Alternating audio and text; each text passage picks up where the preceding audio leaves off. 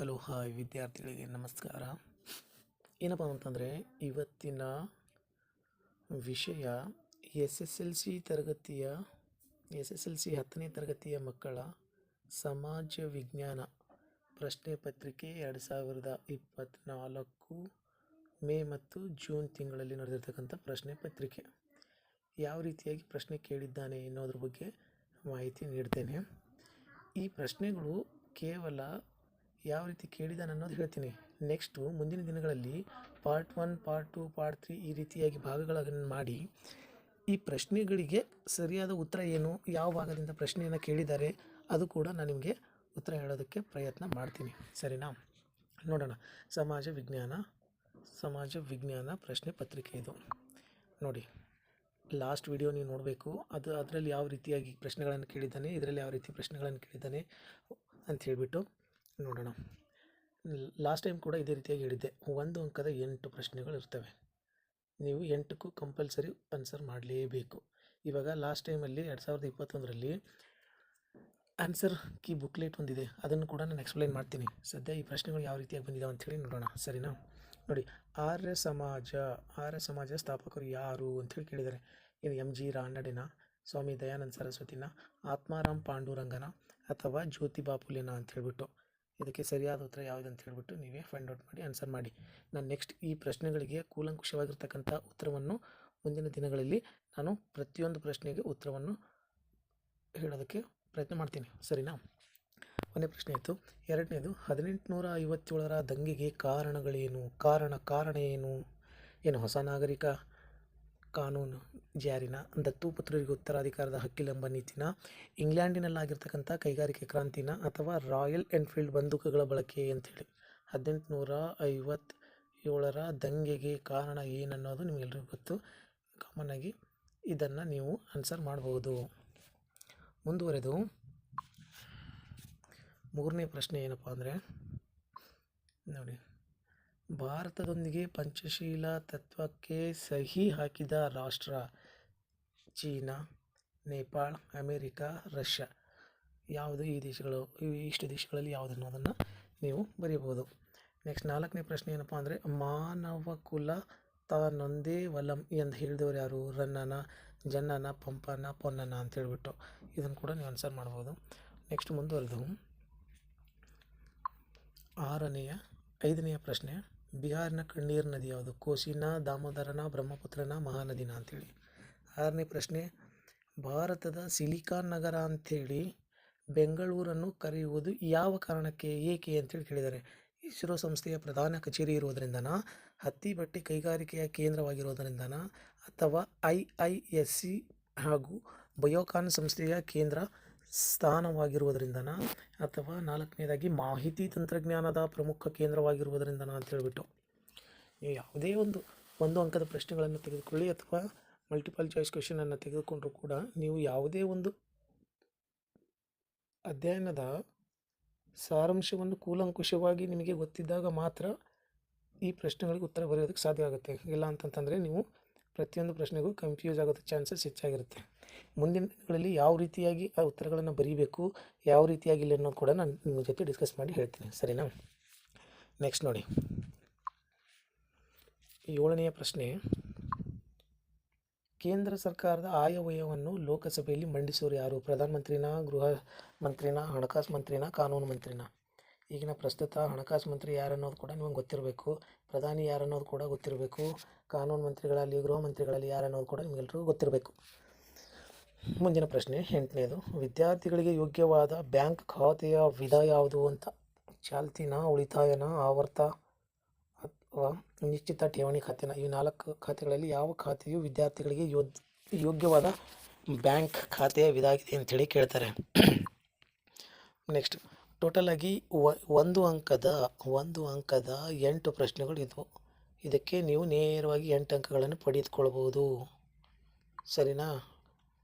Next ಮುಂದಿನ ಭಾಗದಲ್ಲಿ 2ನೇ ಭಾಗದಲ್ಲಿ ನೋಡೋದಾದರೆ 1 ಅಂಕದ 8 ಪ್ರಶ್ನೆಗಳು ಇರ್ತವೆ. ಇವು ಟೋಟಲ್ 8 ಅಂಕಗಳು. ಸರಿನಾ? ಪ್ರತಿಯೊಂದು ಒಂದು ವಾಕ್ಯದಲ್ಲಿ ಉತ್ತರ ಬರೆಯಿರಿ ಅಂತ, ಕೇವಲ ಒಂದೇ ವಾಕ್ಯದಲ್ಲಿ ಯಾವ ರೀತಿ ಕೇಳ್ತಾನೆ ಅದನ್ನು. ನೋಡಿ 9ನೇ ಪ್ರಶ್ನೆ, ಪೊಟ್ಟಿ ಶ್ರೀರಾಮುಲು ಏಕೆ ಅಮರಾಣ ಅಂತ ಉಪವಾಸ ಸತ್ಯಾಗ್ರಹ ನಡೆಸಿದರು? ಪೊಟ್ಟಿ ಶ್ರೀರಾಮುಲು ಏಕೆ ಅಮರಣಾಂತ ಉಪವಾಸ ಸತ್ಯಾಗ್ರಹ ನಡೆಸಿದರು? 10ನೇ ಪ್ರಶ್ನೆ, ಮೊದಲನೇ ಮಹಾಯುದ್ಧಕ್ಕೆ ತತ್ಕ್ಷಣ ಕಾರಣ ಏನು? 11ನೇ ಪ್ರಶ್ನೆ, ವಿಶ್ವ ಆರೋಗ್ಯ ಸಂಸ್ಥೆಯ ಪ್ರಮುಖ ಕಚೇರಿಯಲ್ಲಿದೆ? 12ನೇ ಪ್ರಶ್ನೆ, ಚಿಕ್ಕು ಚಳುವಳಿ ನೇತಾರರು ಯಾರು? 13ನೇ ಪ್ರಶ್ನೆ, ಪ್ರಪಂಚದ ಅತ್ಯಂತ ಎತ್ತರವಾಗಿರ್ತಕ್ಕಂಥ ಶಿಖರ ಯಾವುದು? ಅದೇ ರೀತಿಯಾಗಿ 14ನೇ ಪ್ರಶ್ನೆ, ಬಾಲಕಾರ್ಮಿಕತೆಯನ್ನು ನಿಷೇಧಿಸುವ ಭಾರತ ಸಂವಿಧಾನದ ವಿಧಿ ಯಾವುದು ಅಂತ ಹೇಳಿ.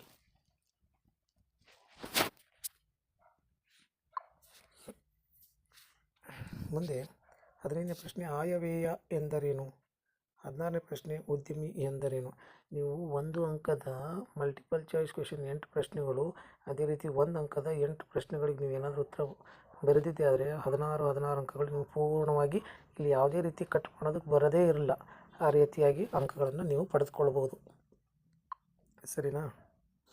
ನೆಕ್ಸ್ಟ್ ನೋಡಿ, ಅವು ಎರಡೂ 1 ಅಂಕದ ಪ್ರಶ್ನೆಗಳಾದಮೇಲೆ 3ನೇ ಭಾಗದಲ್ಲಿ ಏನಿದೆ, 2ರಿಂದ 4 ವಾಕ್ಯಗಳಲ್ಲಿ ಉತ್ತರ ಬರೆಯಿರಿ ಅಂತೇಳಿ ಕೇಳಿದ್ದಾರೆ. ಒಂದೇನು, ಕೋಮುವಾದದ ದುಷ್ಟ ಪರಿಣಾಮಗಳೇನು?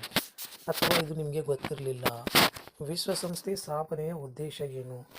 ಇದಕ್ಕಾದರೂ ಬರಿಬೋದು. ಎರಡರಲ್ಲಿ ಯಾವುದು ಗೊತ್ತಿರುತ್ತಲ್ವ ಅದರಲ್ಲಿ ಒಂದು ಸರಿಯಾದ ಉತ್ತರವನ್ನು ಆಯ್ಕೆ ಮಾಡಿ ತಾವು ಬರೀಬಹುದು. 18ನೇ ಪ್ರಶ್ನೆ, ಭಾರತವು ಅಸ್ಪೃಶ್ಯತೆಯ ನಿವಾರಣೆಗೆ ಕಾನೂನಾತ್ಮಕವಾಗಿ ಹೇಗೆ ಶ್ರಮಿಸುತ್ತಿದೆ ಅಂಥೇಳಿ ಕೇಳಿದ್ದಾರೆ. ಅದನ್ನು ಬರಿಬೋದು. ಇಲ್ಲ, ಅನಿಯಂತ್ರಿತ ದೊಂಬಿಗಳು ವಿನಾಶಕ್ಕೆ ಕಾರಣವಾಗಬಹುದು ಹೇಗೆ ಅನ್ನೋದನ್ನು ಕೂಡ ಕೇಳಿದ್ದಾರೆ. ಅದನ್ನು ಕೂಡ ನೀವು ಉತ್ತರ ಬರಿಬೋದು. ನೆಕ್ಸ್ಟ್ 19ನೇ ಪ್ರಶ್ನೆ, ಭಾರತದ ಒಕ್ಕೂಟಕ್ಕೆ ಹೈದರಾಬಾದ್ ಸಂಸ್ಥಾನ ವಿಲೀನೀಕರಣವು ಅವಶ್ಯಕವಾಗಿತ್ತು ಏಕೆ? ಭಾರತದ ಒಕ್ಕೂಟಕ್ಕೆ ಹೈದರಾಬಾದ್ ಸಂಸ್ಥಾನದ ವಿಲೀನೀಕರಣವು ಅವಶ್ಯಕವಾಗಿತ್ತು ಯಾಕೆ ಅಂತ ಕೇಳಿದ್ದಾರೆ. ನಂತರ 20ನೇ ಪ್ರಶ್ನೆ, ಹಿಟ್ಲರನ್ನು ಸರ್ವಾಧಿಕಾರಿಯಾಗಿದ್ದನು ನಿರೂಪಿಸಿ.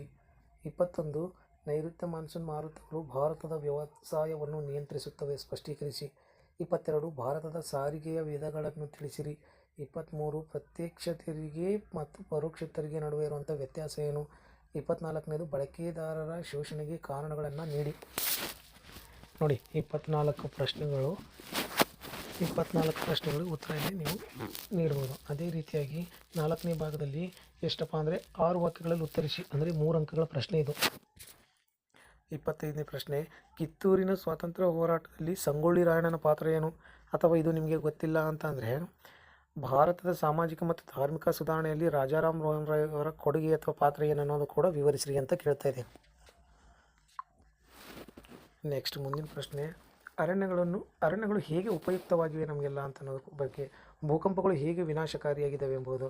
27ನೇ ಪ್ರಶ್ನೆ, ಗ್ರಾಮೀಣ ಬಡ ಮಹಿಳೆಯರನ್ನು ಸಂಘಟಿಸುವಲ್ಲಿ ಮಹಿಳಾ ಸ್ವಸಹಾಯ ಸಂಘಗಳ ಪಾತ್ರ ಏನು? ಮಹಿಳಾ ಸ್ವಸಹಾಯ ಸಂಘಗಳ ಬಗ್ಗೆ ಪ್ರಶ್ನೆ ಕೇಳಿದ್ದಾರೆ. ಅದನ್ನು ನೀವು ಸರಿಯಾಗಿ ಆನ್ಸರ್ ಮಾಡಬೇಕು. ಸರಿನಾ? ನೆಕ್ಸ್ಟ್ ಮುಂದುವರೆದು, ಆರ್ಥಿಕ ವ್ಯವಸ್ಥೆಯಲ್ಲಿ ಸಾರ್ವಜನಿಕ ಹಣಕಾಸಿನ ಮಹತ್ವ ಏನು ಅನ್ನೋದು. 28ನೇ ಪ್ರಶ್ನೆ, ಖಾತೆದಾರರಿಗೆ ಬ್ಯಾಂಕುಗಳು ನೀಡುವ ಸೇವೆಗಳೇನು ಅನ್ನೋದು ಕುರಿತಾಗಿ. ಅದೇ ರೀತಿಯಾಗಿ ಇದು ಗೊತ್ತಿಲ್ಲ ಅಂತಂದರೆ ನೀವು ಆರ್ಥಿಕ ಕ್ಷೇತ್ರದ ಅಭಿವೃದ್ಧಿಯಲ್ಲಿ ಉದ್ಯಮಿಯ ಪಾತ್ರ ಏನು ಅನ್ನೋದು ವಿವರಣೆ ನೀಡಿ ಅಂತ. 29ನೇ ಪ್ರಶ್ನೆ, ಸಹಾಯಕ ಸೈನ್ಯ ಪದ್ಧತಿಯ ಮೂಲಕ ಬ್ರಿಟಿಷರು ಭಾರತೀಯ ರಾಜ್ಯಗಳನ್ನು ನಿಯಂತ್ರಿಸಲು ಸಾಧ್ಯವಾಯಿತು ಸಮರ್ಥಿಸಿ. 30ನೇ ಪ್ರಶ್ನೆ, ಆಂಗ್ಲ ಶಿಕ್ಷಣ ಪದ್ಧತಿಯು ಭಾರತದಲ್ಲಿ ಪರಿಣಾಮಕಾರಿ ಬದಲಾವಣೆ ತಂದಿತ್ತು, ಇದರ ಕುರಿತಾಗಿ ಸ್ಪಷ್ಟೀಕರಿಸಿ.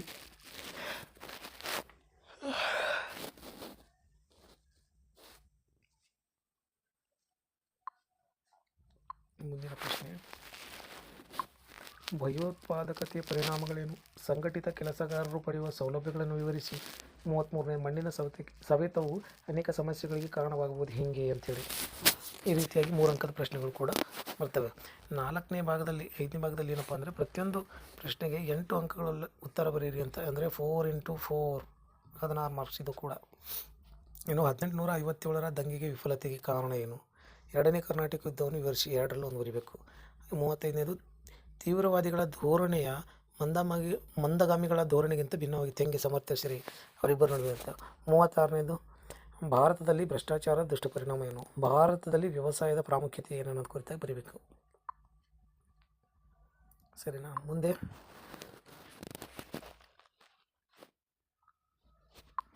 ನೋಡಿ 38ನೇ ಪ್ರಶ್ನೆ.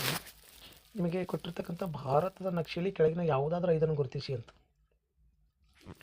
82.5 ಪೂರ್ವ ರೇಖಾಂಶ, ಗೋವಿಂದ ಸಾಗರ್, ಚೆನ್ನೈ, ಬಾಂಬೆ ಹೈ, ನರ್ಮದಾ ನದಿ, ಪಶ್ಚಿಮ ಘಟ್ಟಗಳು, ಇಂದಿರಾ ಪಾಯಿಂಟ್. ನೀವೇನು ಮಾಡಲೇಬೇಕಾಗಿಲ್ಲ.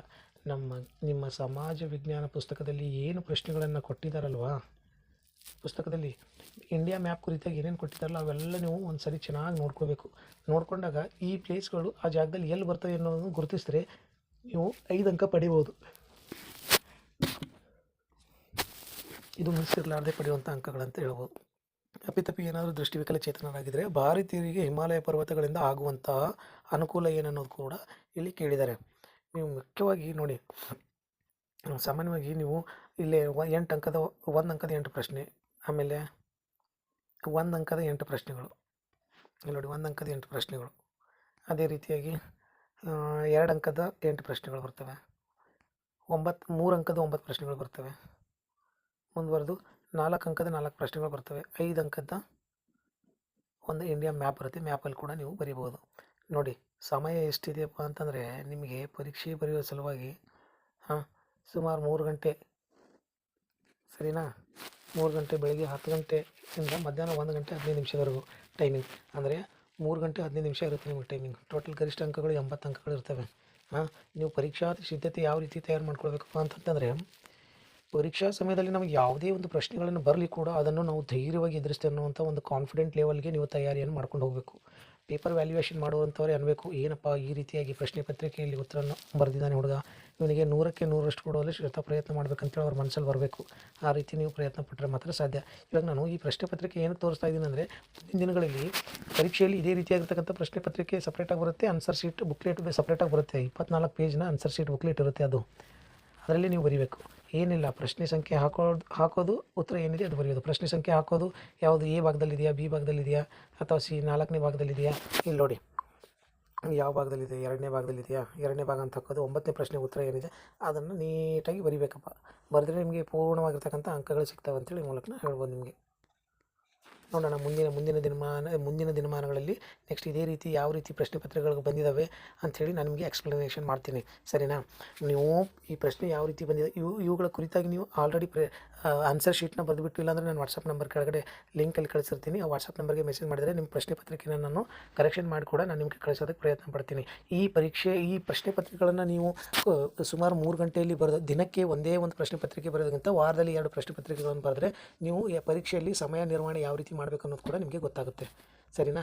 ಆದಷ್ಟು ಪ್ರಯತ್ನ ಮಾಡೋದಕ್ಕೆ ಟ್ರೈ ಮಾಡಿ, ಸರಿನಾ. ಮತ್ತು ನೆಕ್ಸ್ಟ್ ಮುಂದಿನ ವಿಡಿಯೋದಲ್ಲಿ ನೆಕ್ಸ್ಟ್ ಪ್ರಶ್ನೆ ಪತ್ರಿಕೆ ಯಾವುದು, ಯಾವ ರೀತಿ ಪ್ರಶ್ನೆ ಕೇಳಿದ್ದಾರೆ ಅನ್ನೋದ್ರ ಬಗ್ಗೆ ತಿಳಿಸ್ಕೊಡ್ತೀನಿ. ಅಲ್ಲಿವರೆಗೂ ನಮಸ್ತೆ.